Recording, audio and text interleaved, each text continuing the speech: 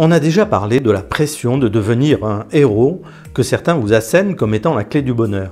Et c'est tellement faux que vous devez faire une autre analyse de ce qu'est le bonheur. Bonjour, c'est Didier de changementpositif.fr, le site de la crise de la quarantaine, pour vivre la vie qui vous ressemble.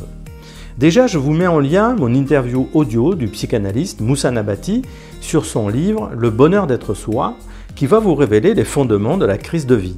Ne manquez pas ce contenu, c'est un éclairage essentiel sur la crise de vie. Mais ce qui est important pour vivre votre vie, en vous sentant vous-même, c'est de faire ce qui vous ressemble. C'est ainsi que vous trouverez toute la force qui réside en vous. Il ne faut pas vous mettre sur les épaules un statut d'échec parce que vous ne devenez pas la personne que d'autres ont voulu que vous soyez. Vos parents, conjoints, professeurs et même vos enfants. C'est une base fondamentale de la crise de vie que de trouver votre chemin à vous. Relevez les défis qui vous font grandir et vous font aimer la personne que vous êtes déjà et la vie que vous construisez pour devenir la meilleure version de vous-même. Et cette démarche fondamentale de votre nouvelle vie s'inscrit dans tous les instants de votre existence.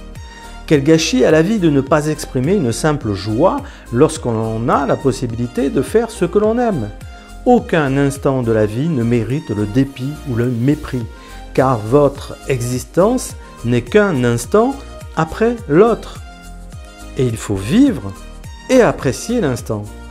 Devenir quelqu'un de bien, la personne que vous êtes vraiment et qui vit une vie conforme à ses possibilités, c'est cela, réussir votre vie. Et c'est cela qui apaise. Vous pouvez réaliser tant de choses quand vous prenez goût à la vie. Et pour y arriver, il vous faut prendre confiance en vous. Alors, parfois, c'est inné, cet esprit d'avancer, de changer, d'innover sa vie. Mais sans concentration et sans investissement, cela n'aboutira pas. Alors qu'en investissant sur vous, en voulant découvrir ce dont vous êtes capable, en sortant de votre zone de confort, qui est en fait votre zone d'inertie, vous êtes capable de transformer votre vie. Spécialiste de la crise de la quarantaine, je rencontre des personnes qui ressentent un vide et des souffrances simplement par le fait d'être là où elles sont. Pourtant, là où vous êtes, vous pouvez transformer votre expérience pour la rendre plus heureuse, quel que soit le contexte. Et puis, vous pouvez aussi transformer vos conditions d'existence. La plus grande source de souffrance, c'est de refuser le changement. C'est de s'accrocher à ce que vous avez, bien qu'il ne soit pas satisfaisant.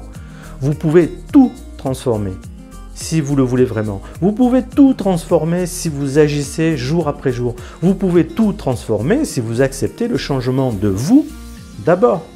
Car tout le reste changera ensuite. Découvrez qui vous êtes et valorisez cette découverte. Et le changement positif entrera dans votre vie. Par de nouveaux amis, de nouvelles activités, un nouveau métier, un nouvel amour. Regardez-vous avec bienveillance et avec joie et le changement pourra débuter. Regardez les autres avec bienveillance et avec joie et la transformation se fera. Vous seul pouvez vivre la vie qui vous ressemble. Il faut y croire et le décider. Et ensuite, jour après jour, la consolider, cette vie qui vous ressemble. C'est ainsi que vous deviendrez la meilleure version de vous-même et pas la version copiée de quelqu'un d'autre. Le problème dans la vie, c'est quand tout est figé. Vous ne découvrez plus rien, ni sur vous, ni sur les autres, ni sur la vie. Et c'est souvent grâce à un déclencheur que vous devenez conscient. Et là, vous entrez en crise face à un problème inédit, car vous ne savez pas comment faire face à une situation nouvelle. Cela peut être la perte d'emploi, le décès d'un proche, la maladie, le départ de votre conjoint avec une autre personne, une rencontre amoureuse ou spirituelle. C'est à ce moment-là que vous réalisez que vous êtes acculé, incapable de bouger, d'en sortir, d'avancer. Pourtant, souvent, il y a une usure installée dans votre vie depuis longtemps, un sentiment d'ennui, de linéarité, de perte d'intérêt pour tout. Vous êtes tellement dans l'habitude d'un mode de vie que vous n'imaginez pas qu'il y a d'autres possibles. Alors que lorsque vous êtes bousculé par la vie, vous avez l'opportunité de découvrir ces possibles et de réaliser qu'ils vous correspondent aussi et peut-être mieux. Mais le déclencheur est en principe nécessaire pour vous décider à bouger votre vie. S'accrocher à ce que vous avez vécu alors que cela vole en éclats, c'est vous priver de tout ce que vous pouvez créer. Il faut déjà prendre conscience que vous n'êtes pas la meilleure version de vous-même. car vous pouvez vivre longtemps en n'étant pas conscient que vous vivez sur un rythme et des modes de pensée et de comportement qui qui ne vous font pas progresser.